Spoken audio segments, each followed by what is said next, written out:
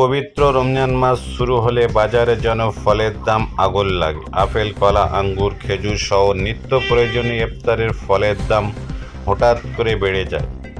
এতে করে সাধারণ ও নিত্য আয়ের মানুষের কপালে পড়ে চিন্তার ভাঁজ।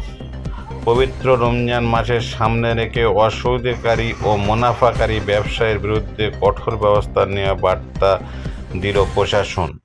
নিত্য প্রয়োজনীয় খাদ্যমূল্য, বিশেষ করে ফল, খেজুর, তেল, ছোলার মতন ইফতারি ও সামগ্রী সরঞ্জামের মূল্যবৃদ্ধি বেঁধে কঠোর ব্যবস্থা নেওয়ার হুঁশিয়ারি দেওয়া হয়েছে।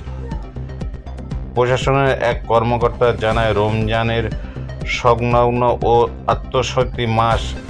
আত্মের শান্তির মাস। এই সময় কীর্তি ও সংকট তৈরি করে অতিরিক্ত মুনাফা করা কোনোভাবে বরদাস্ত করা যাবে না।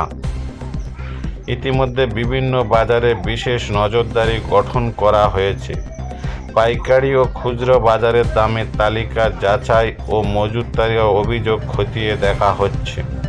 প্রয়োজনে জরিমানা বা লাইসেন্স বাতিলের মতন পদক্ষেপ নেওয়া হবে বলে জানানো হয়েছে প্রশাসনের পক্ষ থেকে।